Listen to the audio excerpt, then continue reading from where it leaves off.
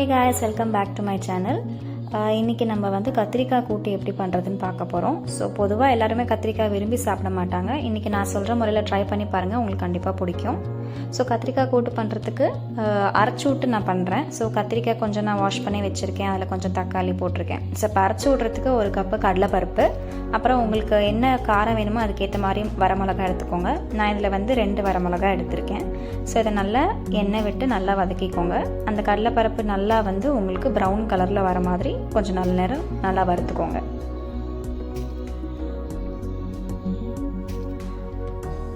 So இந்த மாதிரி கொஞ்சம் நல்லா ப்ரௌனில் வரணும், அப்போ தான் உங்களுக்கு வந்து அந்த அரைச்சி விடுற டேஸ்ட் வந்து நல்லா கிடைக்கும். ஸோ அதோட கொஞ்சம் தேங்காய் இதையும் சேர்த்து நம்ம அரைச்சிக்கணும். அதுக்கு முன்னே இப்போ கத்திரிக்காயை நம்ம கொஞ்சம் நல்லா பாயில் பண்ணிக்கலாம். ஸோ அதுக்கு நான் கடுகு தாளிச்சிட்டு கருவேப்பிலை அதெல்லாம் போட்டுட்டு கத்திரிக்காயும் அதில் வேக வைக்க போகிறேன். ஸோ கத்திரிக்காய் கூட்டு பண்ணுறதுக்கு செப்பரேட்டாக நான் வந்து பாசிப்பருப்பு போட்டு அதையும் வேக வைக்கிறேன். ஸோ ஏன்னா ஒரு கூட்டு பண்ணும்போது நம்ம கடலைப்பருப்பு, தேங்காய், அதுக்கப்புறம் துவரம்பருப்போ பாசிப்பருப்போ போட்டு நம்ம அரைச்சி விட்டுக்கலாம். ஸோ நான் அதுக்கு பாசிப்பருப்பு மட்டும் தனியாக வந்து வேக வைக்கிறேன்.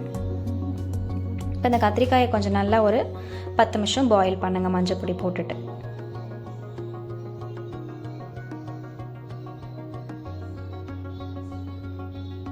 ஸோ இந்த பாசிப்பருப்பும் நல்லா கொதிக்கட்டும். பாசிப்பருப்பு வேணும்னா நீங்கள் குக்கரில் கூட வச்சுட்டு ஒரு 2 விசிலில் நீங்கள் எடுத்துக்கலாம்.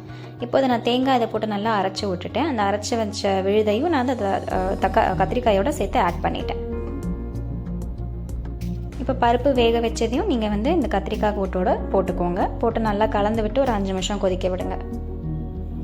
ஸோ இது வந்து கண்டிப்பாக சாதத்தோடையும் பிசைஞ்சு சாப்பிட்லாம். நீங்கள் வந்து சாம்பார், தயிர் சாதத்துக்கு கூட சாப்பிட்லாம். ரொம்ப டேஸ்ட்டாக இருக்கும். உங்களுக்கு வந்து கத்திரிக்காய் பிடிக்காதவங்களுக்கு கூட இந்த கூட்டு கண்டிப்பாக பிடிக்கும். ஸோ இதை ட்ரை பண்ணி பார்த்துட்டு கண்டிப்பாக மறக்காமல் சப்ஸ்கிரைப் பண்ணுங்கள்.